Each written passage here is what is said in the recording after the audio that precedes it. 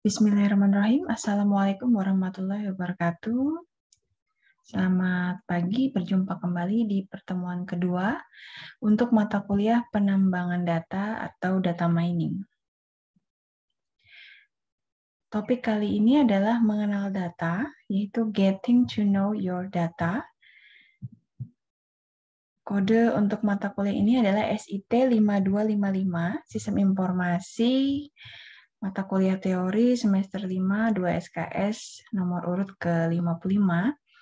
Kemudian saya sebagai dosen pengasuh, Dr. Heni Pratiwi, Eskom MPD MTI. Berikutnya kita akan melihat bagaimana proses perjalanan data ke kecerdasan. Jadi di sini ada data, kemudian yang apabila dikumpulkan akan menjadi sebuah database atau base data. Kemudian dilakukan pre-processing, dia akan menjadi informasi. Kemudian kumpulan dari informasi yang bermakna, kemudian valid bagi penggunanya, akan menjadi pengetahuan. Nah, pengetahuan di sini digunakan pula untuk proses penggalian data atau data mining. Kemudian pengetahuan yang bermakna bagi penggunanya akan dapat menjadi sebuah pendukung keputusan. Ya, jadi model dari keputusan. Jadi alurnya dari data, kemudian ke informasi, kemudian pengetahuan, sampai dengan pendukung keputusan. Berikutnya, data mining itu terdapat pada machine learning. Kemudian ada pattern recognition, kemudian ada statistik dan artificial intelligence. Data mining terdapat di mesin pembelajaran. Dan dasarnya machine learning juga merupakan bagian dari data mining. Kemudian di data mining kita bisa mulai melakukan pengenalan pola-pola, ya, baik itu pola pembelajaran, prediksi, kemudian klasifikasi dan sebagainya. Kemudian di sini ada statistika, kemudian tentu saja ada kecerdasan buatan. Jadi data mining sendiri juga ada dan merupakan bagian dari kecerdasan buatan atau artificial intelligence. Berikutnya, data mining ada di beberapa topik bahasan, ya. Yang pertama, data mining ada di Customer Relationship Management atau manajemen hubungan pelanggan. Kemudian ada di pendukung keputusan, kemudian ada di big data, kemudian ada analisis data dan kecerdasan bisnis. Jadi sebenarnya data mining ini sangat luas dan sangat penting karena data yang digunakan dalam proses penggalian data itu dapat digunakan oleh 5 hal berikut, bahkan juga ada yang lebih. Lalu apa sebenarnya data mining? Mungkin kita pernah mendengar ya istilah data mining. Dalam ilmu data science, data mining adalah suatu proses pengambilan data, penggalian data, ataupun pengumpulan informasi penting dari sebuah big data. Nah, seringkali proses ini menggunakan metode statistika, matematika, hingga menggunakan teknologi kecerdasan buatan atau artificial intelligence. Berikutnya, data mining sendiri memiliki beberapa nama, yaitu knowledge discovery in databases, ya, kemudian ada yang menyebutnya data pattern analysis, kemudian ada data arkeologi, kemudian data dredging, kemudian information harvesting, kemudian business intelligence. Ya, pada dasarnya semuanya sama, yaitu penggalian atau pengerukan data, sehingga kita bisa melihat ya atau mengumpulkan data yang lebih bermakna untuk diolah menjadi informasi yang berikutnya akan menjadi pengetahuan. Ini adalah fungsi-fungsi dari data mining. Yang pertama yaitu fungsi deskriptif dan berikutnya adalah fungsi prediktif. Pada dasarnya data mining sendiri memiliki banyak fungsi memang. Nah, Fungsi deskripsi dalam data mining adalah memahami lebih jauh tentang data yang diamati. Lalu data tersebut dapat mengetahui karakteristik dari data yang dimaksud. Nah, sedangkan fungsi prediktif dari data mining adalah untuk menemukan pola tertentu dari sebuah data. Pola-pola tersebut bisa digunakan untuk memprediksi variabel yang belum diketahui nilainya ataupun jenisnya. Jadi jelas ya, kalau deskripsi dia memahami lebih jauh tentang data yang diamati, lalu kita lihat karakteristik datanya seperti apa. Sementara kalau prediktif, dia menemukan pola, pattern, sehingga dapat digunakan untuk memprediksi variabel lain yang belum diketahui nilainya ataupun jenisnya.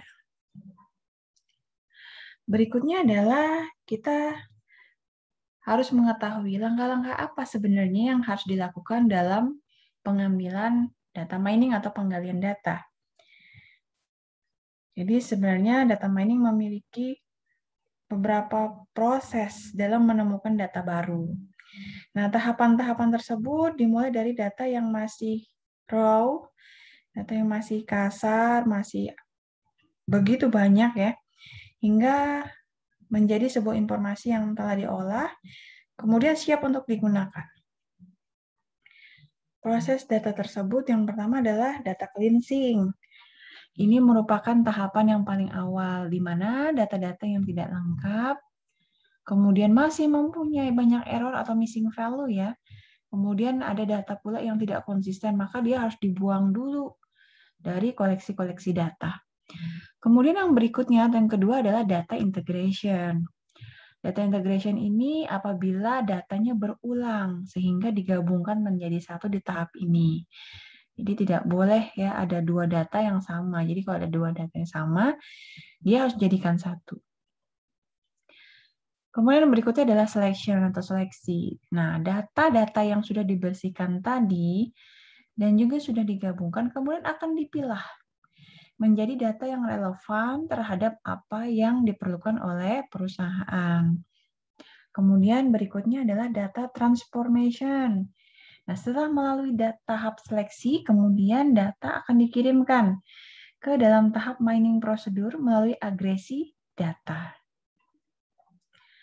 Berikutnya adalah data mining. Proses ini merupakan proses yang krusial atau cukup penting ya, karena di tahap ini akan dilakukan berbagai teknik untuk mengekstrak berbagai pola yang potensial untuk mendapatkan data-data yang memang valid, berguna, dan bermakna bagi penerimanya.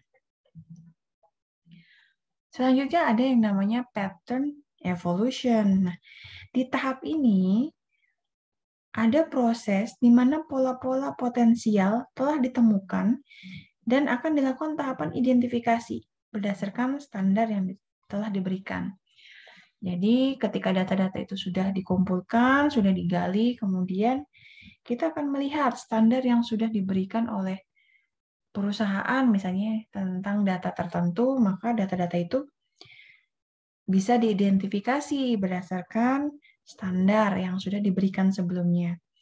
Kemudian yang terakhir adalah knowledge presentation. Ini adalah tahap akhir. Nah, data-data yang sudah dikumpulkan tadi akan diberikan visualisasi. Jadi lebih mudah untuk dikenali. Bertujuannya supaya klien paham dengan hasil data mining. Jadi knowledge presentation itu pada dasarnya memudahkan end user dalam memahami proses data mining. Ya, biasanya berbentuk gambar ya, atau angka-angkanya juga sudah diterjemahkan sehingga lebih mudah untuk dianalisis dan dicerna oleh end user. Berikutnya adalah teknik-teknik penambangan data. Ini data mining sendiri memiliki beberapa teknik untuk proses penggalian datanya. Yang pertama adalah predictive modeling. Nah, teknik ini menjelaskan sifat dasar kejadian di masa mendatang terhadap peristiwa-peristiwa tertentu berdasarkan apa yang sudah terjadi di masa lalu. Kita bisa memprediksi suhu di hari tertentu. Kita bisa memprediksi prestasi akademik mahasiswa di masa lalu. Ya, atau di masa depan juga bisa ya, namanya predictive modeling. Jadi pada dasarnya prediktif ini kita dapat melihat atau memprediksi kejadian di masa mendatang berdasarkan apa yang telah terjadi di masa lalu.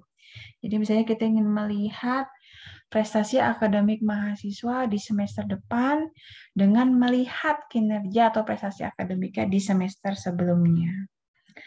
Kemudian berikutnya adalah database segmentation. Teknik ini mengelompokkan kontak satu dengan yang lainnya sesuai dengan sikap, ya, behavior mereka, misalnya berupa gender, jenis kelamin ya, kemudian ada umur, demografi, kesukaan, ya, bidang minat, dan sebagainya. Kemudian ada yang namanya link analysis. Teknik ini membuat hubungan antara data-data individu ataupun sekumpulan record dari sebuah database. Berikutnya ada deviation detection. Nah, teknik ini digunakan untuk mengidentifikasi outlier yang mengekspresikan sebuah deviasi dari ekspektasi yang sudah kita ketahui sebelumnya. Berikutnya ada nearest neighbor. Teknik ini merupakan sebuah metode klasifikasi terhadap sekumpulan data berdasarkan pembelajaran data yang sudah terklasifikasi sebelumnya. Ya, teknik ini sudah teknik yang cukup lama ya dalam penggalian data. Kemudian berikutnya ada clustering. Clustering ini juga klasifikasi data berdasarkan kriteria dari masing-masing data. Kemudian ada namanya decision tree. Ini teknik generasi berikutnya ya. Teknik ini adalah model prediktif yang dapat digambarkan dalam bentuk pohon. Setiap node yang terdapat dalam struktur pohon tersebut mewakili sebuah pertanyaan yang digunakan untuk menggolongkan data. Nah, kemudian bagaimana cara kerja dari data mining? Tentu saja pertama ya dengan menggunakan data yang ada dan relevan, datanya valid. Kemudian data mining akan membuat beberapa model untuk mengidentifikasi pola-pola di antara atribut-atribut yang ada di dalam sebuah dataset. Nah, model ini adalah penyajian matematis. Matematis ini yaitu persamaan linear sederhana dan atau persamaan kompleks yang sangat tidak linear, yang mengidentifikasi pola-pola di antara berbagai atribut objek, misalnya pelanggan, yang ada di dalam sebuah dataset. Beberapa pola tersebut ada yang bersifat deskriptif. Deskriptif itu tadi menjelaskan adanya keterkaitan atau persamaan dan kesamaan di antara berbagai atribut tersebut, sementara yang lainnya bersifat prediktif.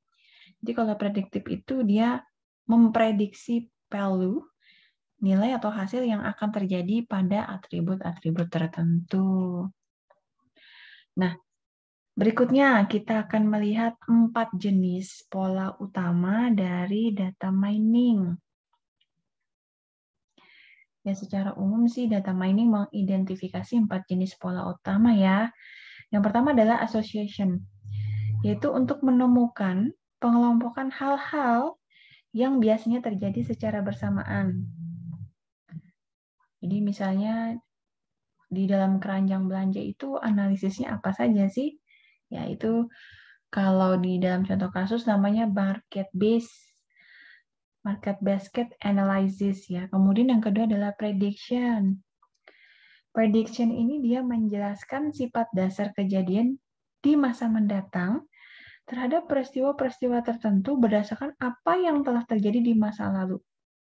Seperti memprediksi tadi kinerja akademik mahasiswa, prediksi IPK di masa mendatang, memprediksi suhu, memprediksi curah hujan. Nah, itu bisa disebut dengan prediction.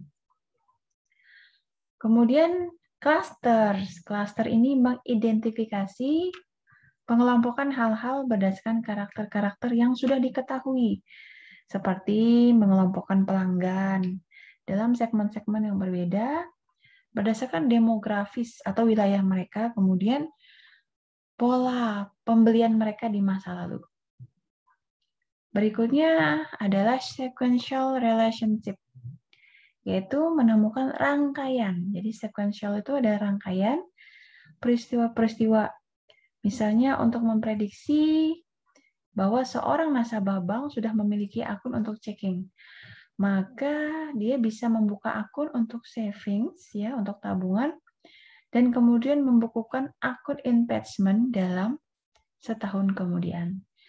Jadi kata kunci dari sequential relationship itu adalah rangkaian peristiwa yang saling berkesinambungan. Berikutnya, ini adalah supervised learning dan unsupervised learning, ya.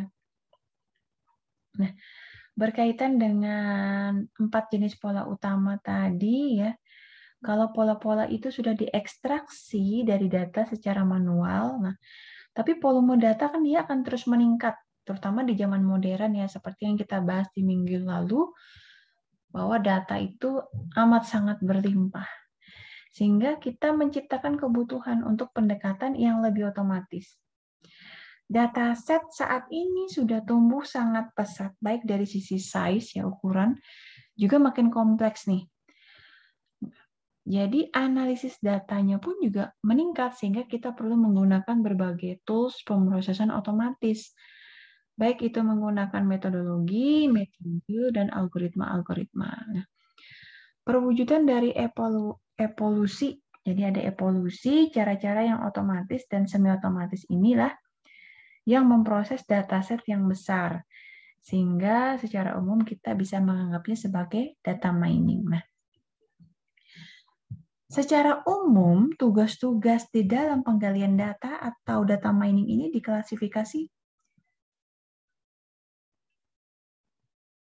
menjadi 3 kategori utama. Jadi tadi ada prediksi, ada asosiasi, dan ada clustering nih. Nah, berdasarkan cara atau how to di mana pola-pola diekstraksi dari data historis, ada yang namanya algoritma learning algorithm. Pada metode-metode data mining, ya, yang bisa diklasifikasikan sebagai supervised learning ataupun unsupervised learning. Nah, dengan algoritma supervised learning, data yang digunakan untuk pelatihan atau training itu meliputi atribut-atribut deskriptif. Misalnya, variabel independen ataupun variabel decision dan juga atribut class. Misalnya, itu adalah variabel output atau variabel hasil tadi, ya. Nah, sebaliknya dengan algoritma unsupervised learning, data pelatihan itu hanya terdiri dari atribut deskriptif saja. Sehingga dia lebih menjelaskan. Kemudian bisa dilihat taksonomi dari supervised learning dan unsupervised learning. Baik, berikutnya kita ke taksonomi data mining. Di sini ada beberapa, ya, ada prediksi, klasifikasi, kemudian jaringan neural, kemudian pohon keputusan, kemudian pengelompokan, dan asosiasi. Oke, kita bahas satu-satu. Kalau prediksi, pada umumnya dia dianggap sebagai sebuah tindakan yang menjelaskan tentang kegiatan di masa mendatang. Apa nih yang akan terjadi besok, bulan depan, tahun depan? Hal ini, ya, tentu berbeda dengan menebak secara sederhana, dengan mempertimbangkan pengalaman, opini, dan informasi lainnya dalam melakukan peramalan.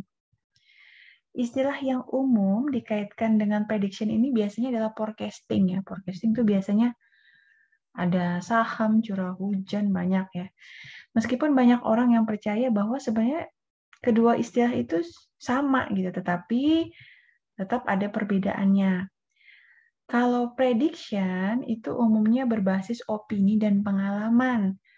Kalau forecasting itu berbasis data dan model. Nah, jadi secara urutan reliabilitas, orang akan mengurutkan istilah itu seperti ini ya. Ada guessing, menebak-nebak, ada predicting, dan juga ada forecasting.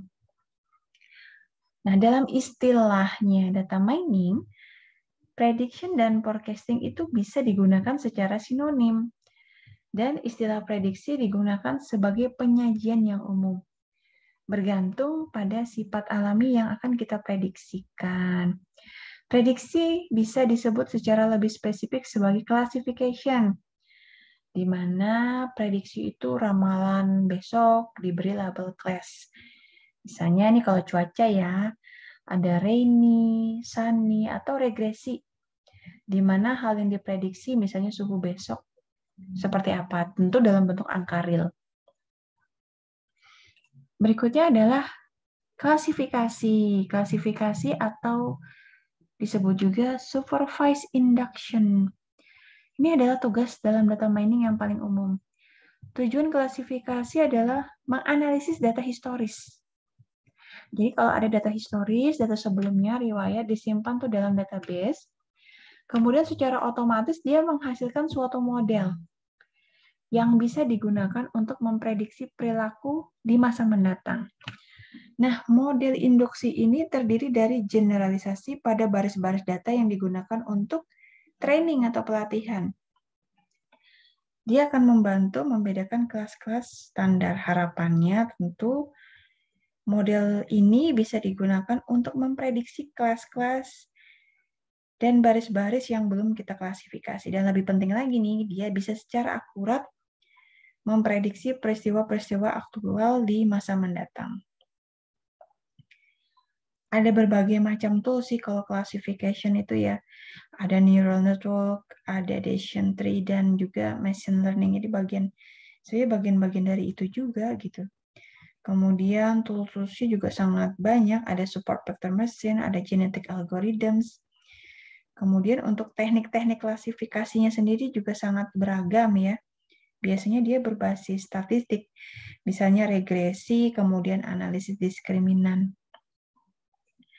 Jadi teknik-teknik ini bisa membuat asumsi-asumsi yang tidak realistis mengenai data seperti normality yang dibatasi penggunaannya. Jadi, tapi pada dasarnya klasifikasi ini juga sangat banyak sih digunakan.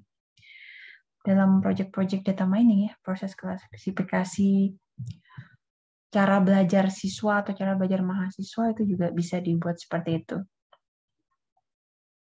Kemudian yang berikutnya adalah decision tree atau pohon keputusan. Dia mengklasifikasikan data menjadi jumlah-jumlah kelas, tapi terbatas berdasarkan nilai-nilai dari variabel-variabel input. Nah, decision tree ini pada dasarnya adalah hierarki dari statement if then. Sehingga dia bisa lebih cepat ya, karena hanya if then saja. Kemudian ya tadi ya, dia lebih cepat dibandingkan dari neural networks. Decision tree sendiri itu paling cocok untuk data kategorikal dan interval. Sehingga penyatuan variabel-variabel kontinu ke dalam suatu framework decision tree memerlukan discrete. Jadi kita konversi variabel numerik kontinu yang memiliki nilai ke beberapa range dan kategori. Contoh nih, kategori yang terkait dari tools classification adalah rule induction. Jadi, tidak seperti decision tree dengan rule induction statement, if then-nya data pattern itu bisa digunakan secara langsung ya, dan tidak perlu hierarki. Ada juga sih teknik-teknik yang lebih baru seperti SPM ya, Rahset begitu. Dia merupakan algoritma genetika ya yang dilakukan secara bertahap. Sehingga ada gudang algoritma classification dan bisa juga dipelajari lebih jauh dalam suatu topik yaitu Advanced Intelligent System. Berikutnya kita ke clustering. Clustering itu kan pada dasarnya dia mengcluster ya, membagi sekumpulan hal, misalnya ada objek, ada event, ya dan lain-lain lah ya yang disajikan dalam sebuah dataset yang terstruktur yang bentuknya database menjadi sebuah segmen-segmen ya dikelompokkan ya berdasarkan karakteristik sel serupa.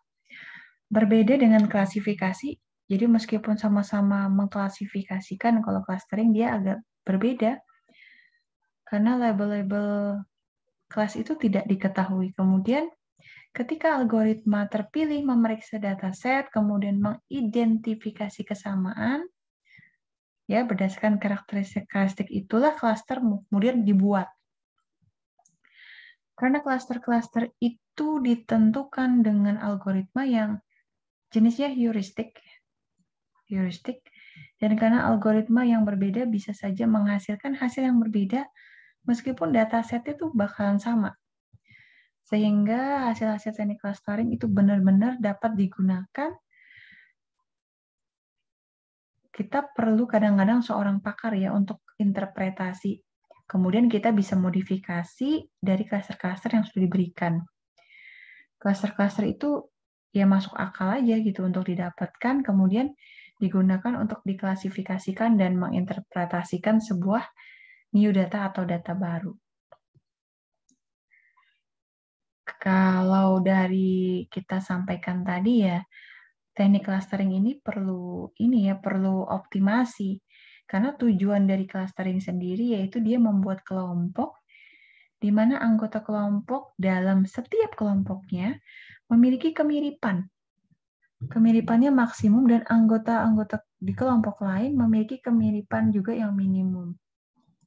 Nah, teknik clustering yang paling banyak digunakan adalah Cummins clustering. Mungkin pernah dengar ya.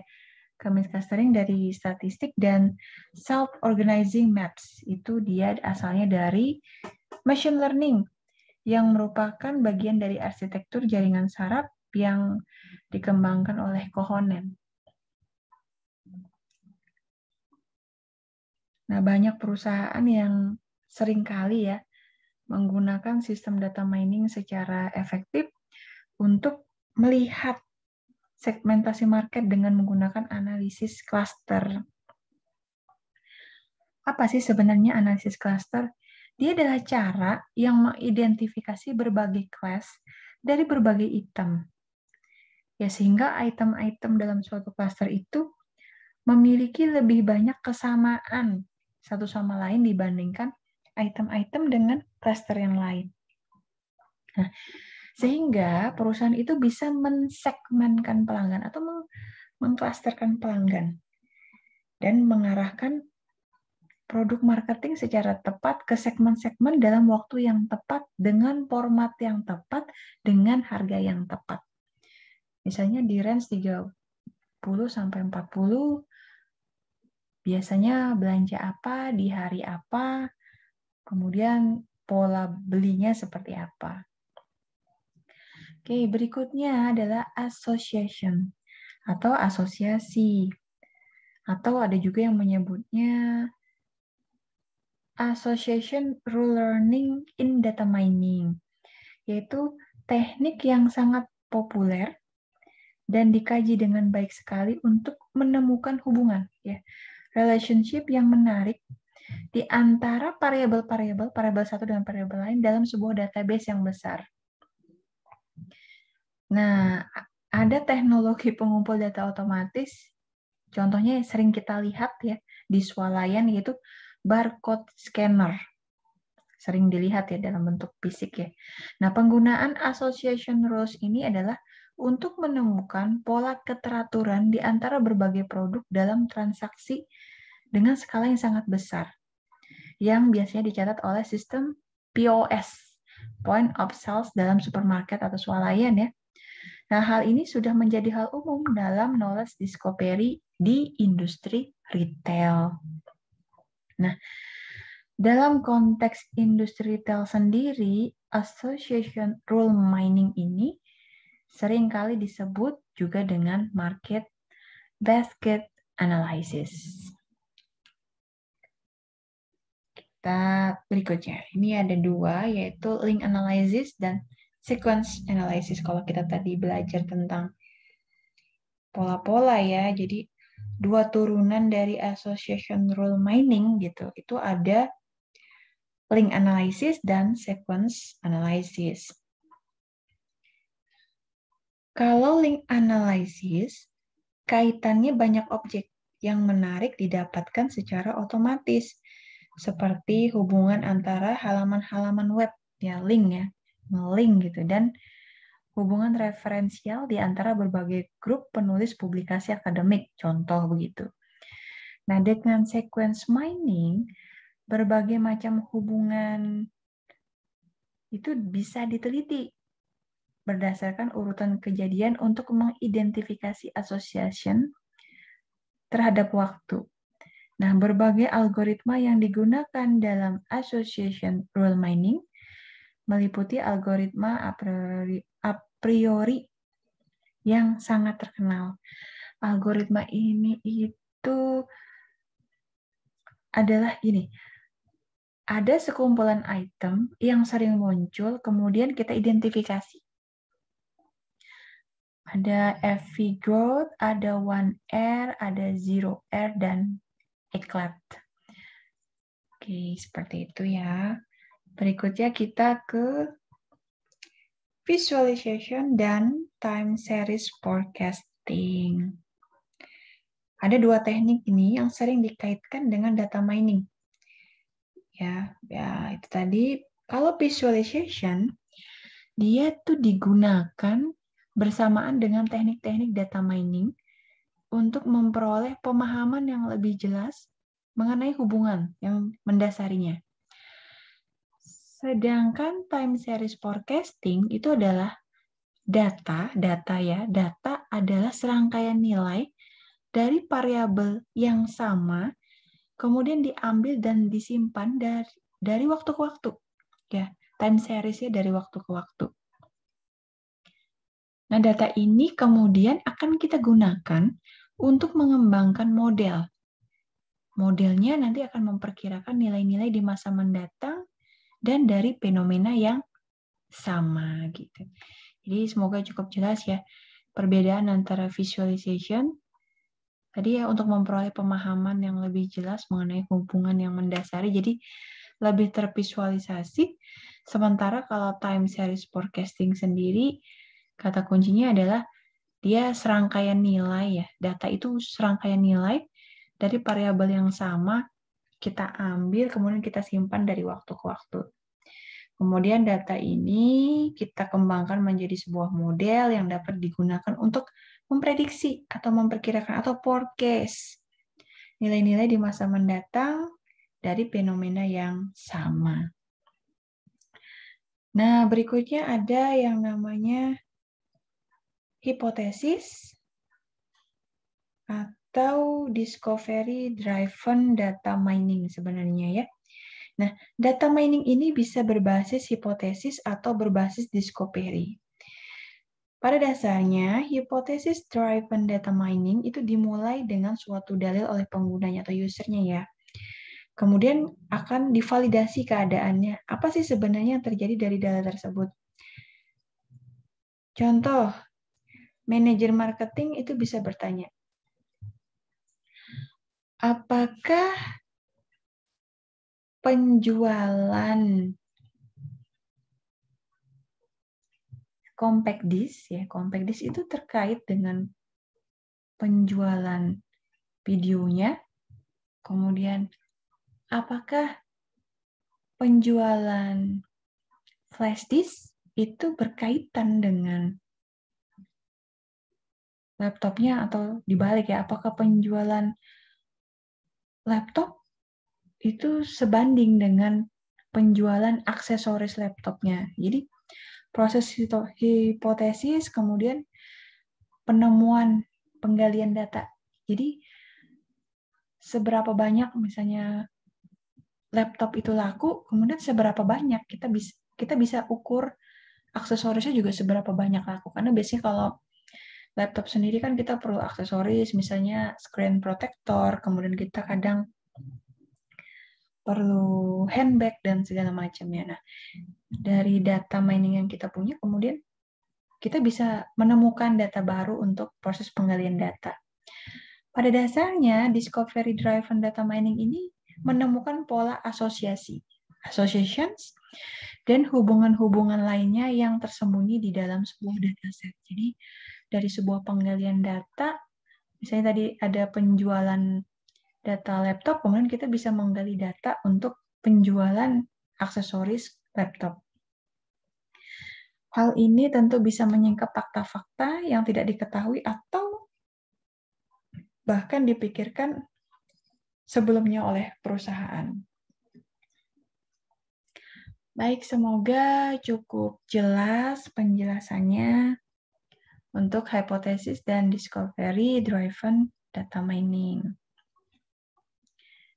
Demikian penjelasan dari saya.